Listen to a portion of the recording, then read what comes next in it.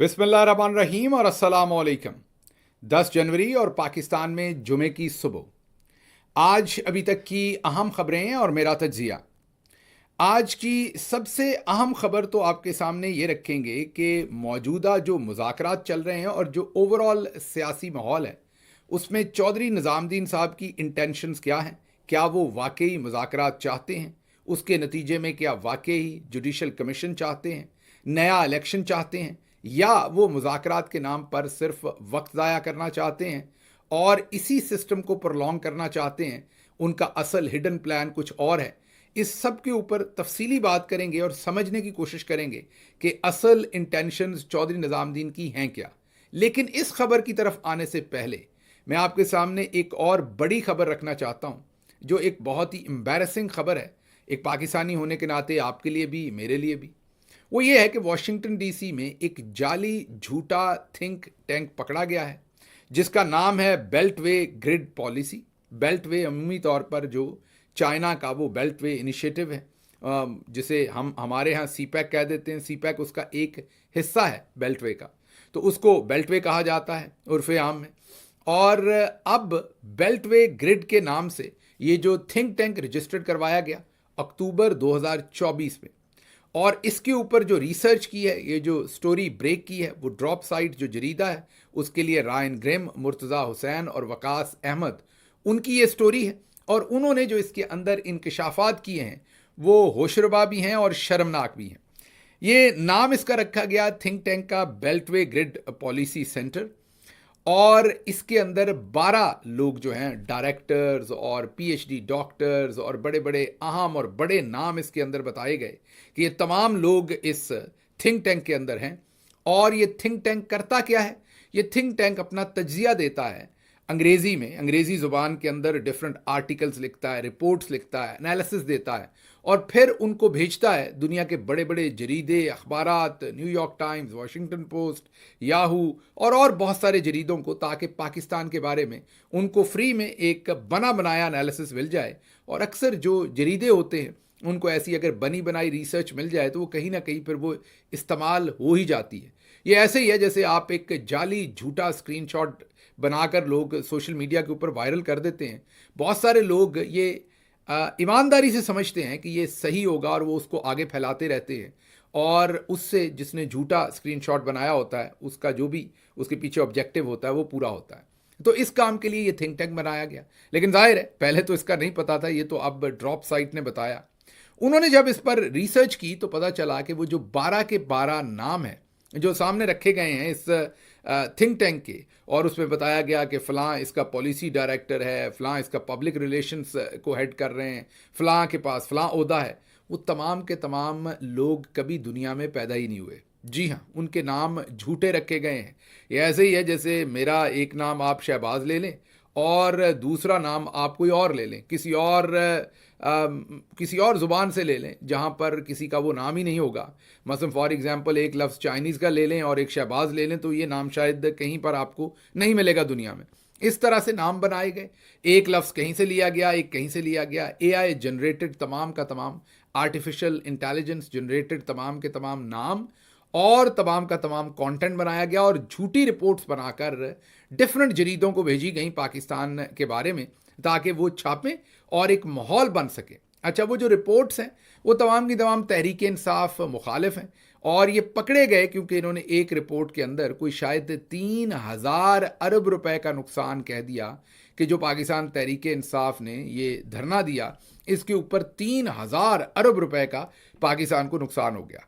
तो जो drop site है उनको लगा कि ये थोड़ी एग्जैजुरेशन है, ये ज़्यादा से ज़्यादा एक हफ्ते का इम्पैक्ट होगा उसका, उस धरने का, और वो भी 2-3 शहरों में।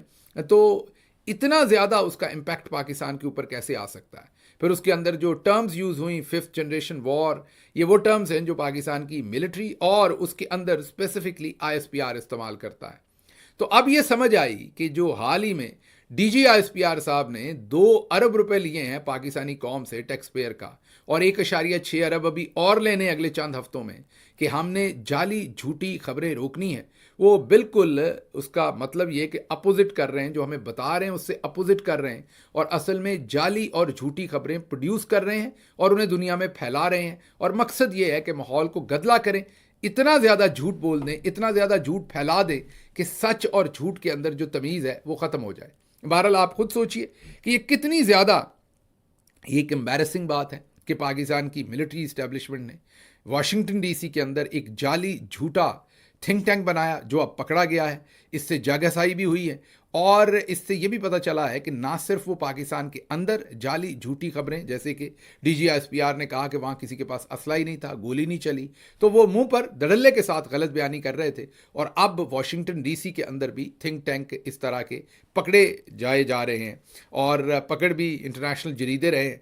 तो आप सोचिए कि हमारे साथ पाकिस्तान के अंदर क्या कुछ होता होगा। अभी 2-4 दिन पहले ही मैंने आपके सामने रखा था कि ISPR की तरफ से जो उस दिन के टिकर्स उर्दू में आए, जो हिंदुस्तानी फ़ौज के अंदर कितने लोग अपनी ज़िंदगियां खुद ले रहे हैं, अपनी ज़िंदगियों को खुद ख़त्म कर रहे हैं, उनके बारे में जो पूरी के पूरे टिकर्स थे, और उसके ऊपर एक बयानिया था, वो मैंने आपको उस दिन भी क्वेश्चन किया था कि ये पाकिस्तानियों को ये बातें बताने की क्या ज़रूरत है, क्या वो किसी तरह से आपने मज़ीद उन्हें विन करना है अगेंस्ट इंडियन आर्मी और अगेंस्ट इंडियाज़ पॉलिसीज़। वो तो पाकिस्तानी है, वो आप ही के साथ खड़े हैं, उस पर हम सब आपके साथ खड़े हैं अगर वहाँ पर कोई मसला होगा। लेकिन आप गौर कीजिए कि हर वक्त हमारे दिमाग को धुंधला रखना है, और हमें कुछ ना कुछ ऐसा मंजन बेचना है ताकि जो घर के अंदर हो रहा है, जो असल हमारे साथ ज्यादती हो रही है, वो हमारी आंखों से ओझल रहे, और हमें कोई ना कोई नया मंजन जो है वो हमारे सामने बेचते रहना और वो चलाते रहना। तो अब ये जो बेल्ट वे ग्रिड पॉलिसी है, इसका ये जो डिबैकल हुआ है, ये जाहिर है, मुझे नहीं पता आप किस कर्नल साहब ने किया, किस ब्रिगेडियर साहब ने किया या जनरल साहब ने किया, लेकिन जिसने भी किया लगता है कि वो पहले नून लीग में रहे हैं, क्योंकि वही इमरान खान साहब वाली बात ही सामने आ गई कि एक तो ये पढ़े लिखे नहीं हैं और ऊपर से कोशिश नहीं करते। लेकिन मेरी आपसे हाथ बांध की गुजारिश है कि ऐसे काम ना करें। इससे जब इदारा तो हमारा एंड ऑफ द डे, जो ऊपर 4, 6, 10 जनरल बैठे हुए हैं, कल आपने रिटायर हो जाना, ये इदारा पाकिस्तान का है, पाकिस्तान की मलकियत है, हम सब उसे ओन करते हैं। तो आप इस तरीके से पाकिस्तान के बारे में इस तरीके के पॉलिटिकल फैसले लेते हुए इतना दूर मत चले जाइए। अगली खबर, जैसा कि मैंने आपको कहा कि बहुत ही इंपॉर्टेंट डिस्कशन आपके साथ करूंगा, ताकि आपको ये जो कुछ चल रहा है उसमें से आपको समझ आ जाए कि ये करना क्या चाह रहे हैं। सबसे पहले तो मुन्ने मुनीब ने एक नई धमकी दी है, और धमकी उन्होंने ये दी है, ये तमाम चीज़ें मैं एक एक करके आपके सामने रखूंगा और फिर सॉर्ट आउट करेंगे कि ये करने की कोशिश क्या कर रहे हैं, इसमें निकाल क्या रहे हैं। उन्होंने कहा कि आज की इस्टेब्लिशमेंट जो है वो, उसमें इमरान खान के खिलाफ बड़ी नफरत है, और इमरान खान ने वो नफरत खुद परवान चढ़ाई है, और इमरान खान ये जंग नहीं जीत सकते, मिलिट्री उनको उनके साथ वो करेगी जो उन्होंने कभी सोचा नहीं। वो इस्टेब्लिशमेंट का लफ्ज़ उन्होंने इस्तेमाल किया बार बार। इदारा अपने चीफ की पॉलिसी पर चलता है।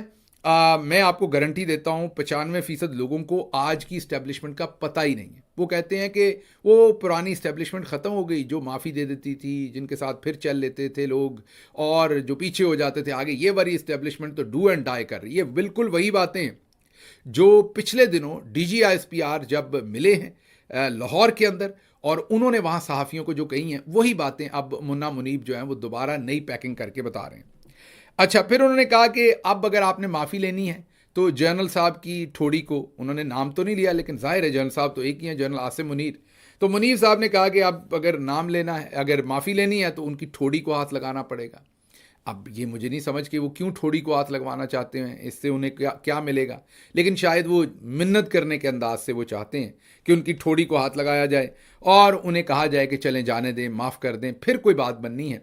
ये मुन्ना मुनीब फ़ारूक साहब ने इस्टेब्लिशमेंट की तरफ से नया पैगाम, नया बयानिया जो है वो आपके सामने रखा है। अब इसके अपोजिट जो है, हमारे 2 अरब लेने वाले DGISPR साहब जो हैं, जिन्होंने हाल ही में 2 अरब रुपए लिए हैं और 1.6 अरब मजीद लेने हैं, और लिए हैं फेक न्यूज़ ख़त्म करने के लिए। यहाँ भी वो एक फ़ेक न्यूज़ फैला रहे हैं, क्योंकि या तो मुन्ने मुनीब फ़ारूक को उनके जो डिपार्टमेंट से लोग बता रहे हैं वो झूठ है, या जो उन्होंने कहा वो गलत बयानी थी, क्योंकि उन्होंने टेलीविज़न पर आकर कहा कि हमारे लिए कोई ख़ास और कोई आम नहीं है, हमारे लिए तमाम पार्टीज़ बराबर हैं, लेकिन यहाँ मुन्ना मुनीब कह रहे हैं कि इमरान खान से शदीद नफरत है। तो अब दोनों में से एक गलत बयानी कर रहा है, कौन कर रहा है ये आपस में फैसला कर लीजिए। एक आपका, क्योंकि आप खुद तो ट्वीट नहीं करते, खुद तो आप पब्लिक इंगेजमेंट नहीं करते, सिर्फ सहाफ़ियों से बैकग्राउंड में मिलते हैं। मुन्ना मुनीब आपके बिहाफ पर आजकल इंगेजमेंट कर रहे हैं। तो अब आप बताइए कि आपकी ये जो ज़ाहिर और बातन, इसमें सच क्या है, कौन सी हकीकी खबर है और कौन सी फेक न्यूज़ है, ये आपने खुद बतानी है। क्योंकि अब तो आप टैक्स पेयर का पैसा ताज़ा ताज़ा लिया है आपने फेक न्यूज़ का, तो कम से कम ये तो आपका फ़र्ज़ बनता है। अच्छा जी, अगली खबर जो है वो इन्हीं के एक और अनडिक्लेयर्ड रावी साहब जो हैं उनकी है। उन्होंने कहा कि मुज़ाकराती टीम ने इमरान खान से कहा कि अपना सोशल मीडिया अकाउंट पाकिस्तान ले आएँ। इमरान खान ने इनकार कर दिया। इमरान खान ने अपनी सोशल मीडिया टीम के साथ खड़े होने का फैसला किया। अब ये जो एक और टाउट है वो भी इस चीज़ को कंफर्म कर रहे हैं कि ये डिमांड की गई कि आप अपना सोशल मीडिया अकाउंट यहाँ लाएं। अच्छा, अब आपने जहन पे जोर देना है और याद करना है कि ये बातें होने से पहले टेलीविज़न पर बहुत सारे अकाबरीन ने ये काम शुरू कर दिया था, पीटीआई के अंदर से भी और बाहर से भी, कि इमरान खान का ट्विटर अकाउंट अगर पाकिस्तान आ जाए तो ठीक है। तो अब आपने खुद सोचना है कि वो शेर अफजल मरवत साहब ने भी ये बात की थी, दूसरे लोगों ने भी की थी। तो अब आप खुद सोचिए कि पहले इस्टेब्लिशमेंट यही मैसेज किस तरीके से डिलीवर करती है। पहले ये टाउट्स इस्तेमाल नहीं होते, पॉलिटिकल लोग पीटीआई के अंदर से बाहर से उनके थ्रू ये मैसेजिंग आपको की जाती है। आप अगर फिर भी नहीं सुनते, बाज नहीं आते, तो फिर जो मुज़ाकराती कमेटी है वो आपको ये कहती है कि आप लेकर आएँ। अगर आप फिर भी नहीं करते तो फिर आपको टाउट्स कहते हैं कि अब आपको माफ़ी नहीं मिलेगी, आपने ये नहीं किया, अब आपको हमने ठोक के रख देना, अब ये कर देना और वो कर देना। आप आगे सुनिए, अगली खबर है कि कुछ दिन ट्वीट रोक लें। राणा सनाउल्लाह साहब ने कहा है ये, कुछ दिन ट्वीट रोक लें, 4 दिन बाद कसर निकाल लें, एक की बजाय 2 कर लीजिएगा। अगर आपने माफ़ी वैसे नहीं मांग सकते तो चलें दिल में ही मांग लें, ये राणा सनाउल्लाह साहब कह रहे हैं। अब आप डेस्परेशन चेक करें कि सारी डेस्परेशन आके ख़त्म हुई है एक ट्विटर के ऊपर कि ट्विटर अकाउंट पाकिस्तान में आ जाए, और दूसरी डेस्परेशन ये है पाकिस्तान में इसलिए कि वो पाकिस्तान में शहबाज गिल के सुपुर्द पाकिस्तान के अंदर कर दिया जाए वो ट्विटर अकाउंट। फिर अगर बाहर से कोई भी बयानिया बन रहा है तो क्योंकि इमरान खान साहब का ट्विटर अकाउंट जो है वो शहबाज गिल के पास होगा पाकिस्तान के अंदर, तो हम शहबाज गिल को कहेंगे कि चल भाई ये ट्वीट कर दे, तो जो हमारा बयानिया होगा वो हम पाकिस्तान से ट्वीट करवा लेंगे, तो हमें मसला ही ख़त्म हो जाएगा। इमरान खान साहब ने इनकार कर दिया, उन्होंने कहा मेरा जहाँ ट्विटर अकाउंट है वो दुरुस्त है और सही जगह से चल रहा है। अब राणा साहब कह रहे हैं कि 4 दिन चले, ट्वीट करने से ही रुक जाएं, आप दिल में कर लीजिएगा। तो इनसे कोई पूछे कि आप ऐसे काम क्यों करते हैं कि आप पर ट्वीट करने पड़ते हैं, आप ऐसी हरकतें क्यों करते हैं कि इमरान खान को ट्वीट करने पड़ते हैं और फिर आपको मसला होता है। आगे चलते हैं, आगे ये है कि जेल में इमरान खान का रवैया और भी सख्त हो गया है। वो कहते हैं कि मैंने बनी गाला जाने का मुझे कोई शौक नहीं है, मुझे मेरे वर्कर्स की रिहाई चाहिए, पहले वर्कर्स को रिहा करें, फिर मेरी रिहाई के बारे में बाद में बात कर लेंगे, अभी मैं इंटरेस्टेड ही नहीं हूँ बात करने में, मैं यहाँ हूँ बस, ठीक है मैं बैठ लेता हूँ जेल में, जितने साल भी बैठना पड़े। ये मैं नहीं कह रहा, ये नजम सेठी कह रहे हैं। ये भी एक और मिलिट्री बैक्ड दानश्वर हैं, मैं इन्हें टाउट तो नहीं कहूँगा, बुजुर्ग हैं, हमसे बड़े हैं, दानश्वर कहूँगा, मिलिट्री बैक्ड दानश्वर है। अच्छा, उसके बाद जो शेर अफजल मरवत साहब हैं उनका बयान है। उनका बयान ये कि मैंने ये नहीं कहा कि मुज़ाकरात के अंदर तअत्तुल इमरान खान के ट्वीट्स की वजह से आया, क्योंकि कल परसों उन्होंने ऐसा कहा था और फिर ये सारा तज्जिया होता रहा कि उन्होंने ये क्यों कहा कि इमरान खान के ट्विटर अकाउंट की वजह से मुज़ाकरात ख़राब हुए। खासा लोगों ने उन पर तनकीद की और कहा कि ये तो इस्टेब्लिशमेंट का बयानिया बार बार आकर टेलीविज़न पर दे रहे हैं और क्यों दे रहे हैं। तो आज उन्होंने बयान ये दिया है कि मैंने ये नहीं कहा कि मुज़ाकरात में तअत्तुल इमरान खान के ट्वीट की वजह से आया है, मैंने कहा मुझे ऐसा लग रहा है। मतलब उन्होंने कहा कि मैंने चाय कप में नहीं पीनी, मैंने चाय प्याली में पीनी है, लेकिन पीनी मैंने चाय ही है। माशाल्लाह शेर अफजल साहब, अच्छा काम कर रहे हैं आप। अच्छा जी, आगे चलते हैं।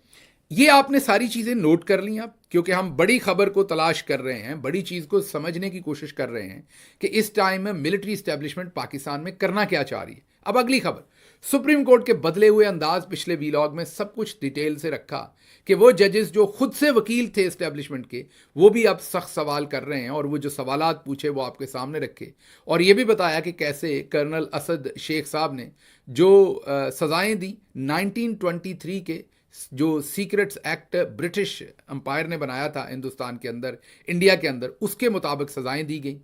अब जजेस के भी ये सारे के सारे तौर तरीके बदले हुए हैं। तो फिर ये क्या है, इसको भी साथ ही लिख लें। ये जो ऊपर सारी चीज़ें मैं आपको गिनवाता आ रहा हूं, इनके साथ ये भी लिख लीजिए। अब आगे चलिए, अब पीपल्स पार्टी का नून लीग पर पंजाब में सियासी दबाव बढ़ाने का फैसला, ये भी एक खबर है। अब पीपल्स पार्टी तो बेचारी, जो उनकी हालत है इस टाइम, या पहले भी थी, उनकी हालत ये कि ना वो इधर के हैं ना उधर के हैं, उनको जो इन्होंने कहना है वो इन्होंने करना है, मीन जो चौधरी साहब ने कहना है। अब अगर वो ये फैसला कर रहे हैं कि उन्होंने सियासी दबाव मजीद बढ़ाना है, तो इसका मतलब यह है कि थोड़ा सा सियासी माहौल क्रिएट करना है, इलेक्शन का समा, थोड़ा सा ज़रा रियल अपोजिशन और ये वाले काम ज़रा करने, ताकि ज़रा समा बने इलेक्शन का और डाइवर्जन आए थोड़ी सी। जो तमाम फोकस इस टाइम 26 तारीख की कत्लो गारत के ऊपर है कि गोली क्यों चलाई और कितने लोगों को कत्ल किया, शहीद किया, उनकी लाशें कहाँ छुपाई हैं, इससे बात हटके इस बात पे आ जाए कि पीपल्स पार्टी के फलां शख्स ने ये कह दिया, नून ने ये कह दिया, नूरा कुश्ती शुरू करवा दें। ये अगली बात नोट कर लें। अब आगे चलें। अटॉर्नी जनरल साहब, जी हाँ, जो कभी सियासी आदमी नहीं, सियासत से कोई लेना देना नहीं, उन्होंने अब आज के दिन सड़क की तामीर का फैसला किया है। ये अरबों रुपए की एक सड़क है। अमूमी तौर पर, मैं इन्हें नहीं कह रहा कि ये पैसे ले रहे हैं, लेकिन अमूमी तौर पर पाकिस्तान के अंदर 20 से 25%, कभी कभी 30% भी रेट है रिश्वत का जो ठेका मिलता है। जिसको ठेका मिलता है वो 20 से 30% के दरमियान, अक्सर औकात, सारे लोग नहीं लेकिन बहुत सारे लोग, अब हमें नहीं पता कि इन्होंने क्या करना है इसमें से, मैं ये नहीं कह सकता कि ये भी पैसे लेंगे, मैं तो आपको अमूमी बता रहा हूँ। तो अब ये अटॉर्नी जनरल साहब, ये अरबों रुपए के ठेके और सड़कें, अटॉर्नी जनरल का काम तो था लोगों को जो है वो इंसाफ दिलवाना, जो कि उन्होंने इंसाफ की बजाय जाली झूठी सजाएं दिलवाई और इस सारे गंदे काम के अंदर वो इन्वॉल्व रहे। लेकिन अब अटॉर्नी जनरल जो हैं वो सड़कें भी बनवा रहे हैं। तो इस सारे काम के अंदर अब आप सोच लीजिए कि ये सारे मामला जो हैं वो किस तरफ को जा रहे हैं। ये भी ज़रा इसी चीज़ के साथ रख लीजिए कि अटॉर्नी जनरल, जिसका ये काम नहीं है, वो भी इलेक्शन मोड में या पब्लिक मोड में जा रहे हैं, वो भी पब्लिक इंगेजमेंट में जा रहे हैं। अब आखिरी दो बातें जो मैं पहले आपको बता चुका हूं वो बताऊंगा, लेकिन उससे पहले हमें घेर घार कर अदम एतमाद कराया गया। सहूलतकारी अभी भी हो रही है। मियाँ जावेद लतीफ़ की मासूमियत, जावेद लतीफ़ को मुकम्मल सच बोलना चाहिए कि घेर घार के साथ वादे कौन से थे, चोरी कितनी आपने माफ़ करवाई जावेद लतीफ़ साहब, ये भी बताइए, और अदम एतमाद के लालच में आपने क्या कुछ हासिल किया। लेकिन भारत, जावेद लतीफ़ साहब को ये नया बयानिया दे के मार्केट में छोड़ना कि आप कहें कि ये अदम एतमाद तो हमारे साथ जुल्म हुआ है, हम तो अदम एतमाद नहीं करना चाहते थे, या हमें फ़ायदा नहीं हुआ, ये फ़ायदा किसी और को हुआ है, अभी भी सहूलतकारी हो रही है, इमरान खान को अभी भी लाने की कोशिश की जा रही है, तो ये भी एक बयानिया छोड़ा जा रहा है। फिर आखिर पर दो बातें जो कल के वीलॉग की, एक जुमला, मरियम साहबा जैसे पब्लिक में जा रही हैं, और वो अगर आप वीडियोस देखें, मैं चाहूँगा ये दोबारा दिखा दें, ये जो गाड़ी चल रही है इसके इर्द गिर्द आप देखें तो सिविल कपड़ों के अंदर भी पुलिस है और पुलिस के यूनिफॉर्म में भी पुलिस है। अगर ये आपको 100, 200, 300, 250, 50, 70 जितने भी लोग हैं ये देखेंगे तो इसके अंदर कम अज़ कम सेफली, क्योंकि मैं गवर्नमेंट्स में रहा हूँ, 80% लोग पुलिस के हैं, सिविल कपड़ों के अंदर या यूनिफॉर्म के अंदर। लेकिन दिखाया क्या जा रहा है वीडियो में कि मरियम बहुत पॉपुलर हैं, लोग नारे लगा रहे हैं, और कोई 4-5 पटवारी बीच में छोड़े होंगे, बाकी ये तमाम जो हैं ये पुलिस के लोग हैं। सिविल, आप उनके हेयर कट देखें, आप उनके जिस्म देखें, आप उनकी बॉडी लैंग्वेज देखें, ये तमाम वो है। तो मरियम साहबा भी पब्लिक का इमेज दे रही हैं कि मैं पब्लिक में मकबूल हूँ। नवाज शरीफ की कल की स्टेटमेंट हमने आपको दिखाई थी कि वो एक दफ़ा फिर अमली सियासत करने जा रहे हैं। अब ये मैंने जितनी चीज़ें ऊपर से लेकर नीचे तक आपको कही हैं अभी तक, इन सब को आप मिला लें तो आपको यही समझ आएगी कि शायद मुल्क इलेक्शन की तरफ जा रहा है, या पॉलिटिकल बयानिया बन रहा है, और शायद मुज़ाकरात में से कुछ वाकई निकले, या पीपल्स पार्टी को कुछ होप दी है, या एक अगला इलेक्शन आ रहा है, कुछ पीटीआई को स्पेस शायद मिले। अभी गदलापन है, लेकिन आपको यह लग रहा है कि सियासी मंजरनामे पर कुछ ना कुछ हो रहा है। मुझे इससे कुछ अपोजिट लगता है। मुझे यह लगता है, अब ये सारी चीज़ें आपसे डिस्कस करके, इस्टेब्लिशमेंट कैसे फंक्शन करती है। इस्टेब्लिशमेंट ऐसे फंक्शन करती है कि अगर गवर्नमेंट के दिनों में मैं किसी फौजी अफसर को जानता हूँ तो वो मुझसे रब्ता करेंगे और वो कहेंगे कि ये जो कुछ आसिम मुनीर साहब और इन्होंने किया है बहुत गलत किया है, मैं इनके साथ नहीं हूँ, मैं इनके बहुत ख़िलाफ़ हूँ, और मैं चाहता हूँ मुल्क सही धारे पर आए। और मेरा तो दिल कल भी खान साहब के साथ धड़कता था, आज भी मैं चाहता हूँ वो हो जो मुल्क के लिए बेहतर है, आइन हो, कानून हो। मैं आप लोगों की मदद करना चाहता हूँ, और मेरे ख्याल में आपको मुज़ाकरात की टेबल पर बैठना चाहिए। अंदर से हम भी ज़ोर लगाते हैं। अब आपको लगेगा कि एक बड़ा इंडिपेंडेंट बंदा आपसे रब्ता कर रहा है जो वाकई ही his intentions are to do good, लेकिन ये भी प्लान के तहत होता है। और ये जो बंदा आपसे रब्ता करता है ये कई दफ़ा आपको स्पेस भी देता है। फॉर एग्जाम्पल, आप जेल में होंगे तो आपकी मुलाकात किसी के साथ होने देगा, आपके ऊपर बहुत सख्ती होगी तो उस पर थोड़ी सी नरमी हो जाएगी, आपके ऊपर बाहर कुछ और आपको फैसिलिटेट कहीं पर कर दिया जाएगा, किसी केस की तारीख लंबी डलवा दी जाएगी, तो आप दिल में सोचेंगे यार ये तो बंदा अच्छा ही है, देखो मेरे केस के अंदर भी मुझे हेल्प कर रहा है, मेरी मुलाकात में भी हेल्प कर रहा है, मेरी फलां चीज़ में भी कर रहा है। लेकिन असल में वो ऊपर बैठे हुए टॉप मैन, मतलब कि जनरल आसिम मुनीर या आईएसआई के जो चीफ हैं, उनके अहकामात पर सब कुछ हो रहा होता है। ये एक गुड कॉप उतारा जाता है मार्केट के अंदर, ताकि जब इसकी ज़रूरत पड़े तो फिर इसके थ्रू मामला डील किए जाएं। अब जो पीछे पॉलिसीज़ होती हैं वो प्लान ए बी सी, जाहिर है प्लान ए ही सबसे ज़्यादा पसंदीदा होता है, और प्लान ए अभी तक चौधरी साहब का यही है कि मैंने इसी सिस्टम को कंटिन्यू रखना है। 2027 में मेरी 5 साल ख़त्म होने और मैंने अगले 5 साल की एक्सटेंशन लेनी, ये है प्लान ए। अब अगर प्लान ए नज़र आया कि ठीक नहीं हो रहा या अचीव नहीं हो सकेगा, तो फिर प्लान बी एग्जीक्यूट कर दिया जाएगा। अब जो प्लान बी एग्जीक्यूट किया जाएगा ना, उसमें एक मेजर जनरल साहब कोई पीपल्स पार्टी के साथ डील कर रहे होंगे या लेफ्टिनेंट जनरल साहब, और पीपल्स पार्टी को लग रहा होगा कि ये हमारे खैर ख्वाह हैं, ये तो बस तबाही कर देंगे, एक नून को डील कर रहे होंगे, एक कोई पीटीआई के भी किसी शख्स से बातचीत करके ऐसी बातें करने की कोशिश कर रहे होंगे, एक मीडिया को बता रहे होंगे कि बस बस हो गई, अब हमने नून के साथ मजीद नहीं चलना। तो एक पैरेलल पहले ही माहौल बनाना शुरू कर दिया जाता है। मकसद ये होता है कि ऐसा माहौल बना दो कि जिनको हमने जिनसे कुछ करवाना है, कल को उन्हें लगे कि ये वाकई हमारा सच में हमारे अंदर एक हिस्सा है, एक ब्रैकेट है, एक ग्रुप है जो ये सब कुछ पसंद नहीं कर रहा और हम ये सब कुछ बदलने जा रहे हैं। असल में वो ग्रुप भी ऊपर आशीर्वाद के साथ ही हो रहा होता है। हाँ, अनलेस जैसे मुशर्रफ के साथ कियानी ने किया था, वो एक बिल्कुल डिफरेंट था कि कियानी साहब की लाइन डायरेक्टली अमेरिका बहादुर के साथ सेट हो गई थी और मुशर्रफ साहब को फिर रिडंडेंट कर दिया गया था। वैसे मुझे फ़िलहाल तो हालात नज़र नहीं आ रहे कहीं। तो मुझे जो ओवरऑल आ रहा है कि इस टाइम जो इंटरनेशनल प्रेशर है, जो ट्रंप का प्रेशर है, जो इस टाइम जीएसपी प्लस का प्रेशर है, उन तमाम प्रेशर्स के अंदर चौधरी निज़ामुद्दीन बहुत ज़्यादा परेशानी में है, ख़तरे में है, और इन हालात की वजह से उन्होंने अब प्लान बी सी डी को फौरी एक्टिवेट कर दिया है और वो देखेंगे कि कौन सा प्लान उनको सूट करता है, और फिर जो प्लान सूट करेगा उसके जो मोहरे पहले से प्लेस कर दिए हैं, जिनको मैं आप दूसरे लोग बहुत अच्छा समझेंगे, उन मोहरों को जो है वो इस्तेमाल कर लिया जाएगा। आखिरी खबर आपके सामने, यहाँ पर उसकी तफसील तो नहीं रखूँगा, तफसील पंजाबी व्लॉग में रखूँगा, लेकिन सिर्फ यही है कि शेर अफजल मरवत साहब ने एक नया हमला कर दिया और सलमान अकरम राजा को ये कहा है कि वो सेक्रेटरी जनरल हैं ही नहीं, क्योंकि वो इलेक्शन के नतीजे में नहीं आए और उनको क्या पता, वो तो पीटीआई में जुमा 8 दिन आए। मेरे ख्याल में मरवत साहब का ये जो अटैक है ये गैर ज़रूरी है, क्योंकि मरवत साहब खुद भी तो हाल ही में पीटीआई में आए, वो कौन सा कोई 50 साल से पीटीआई में है, वो खुद भी तो मेरा ख्याल है कि इलेक्शन से बस थोड़ा सा पहले वो पीटीआई के अंदर आए 9 मई के इर्द गिर्द। तो इसलिए सलमान अकरम राजा साहब भी तभी से पीटीआई के साथ हैं और दबा के मुकदमात भी लड़ रहे हैं और सारा कुछ कर रहे हैं।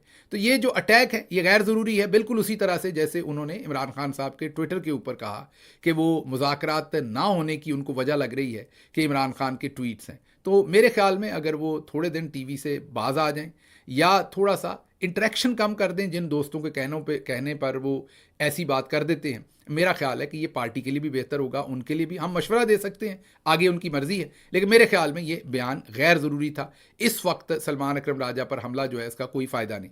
मुझे यहाँ से इजाज़त दीजिए। अल्लाह आपका हामी और नासिर हो। पाकिस्तान जिंदाबाद।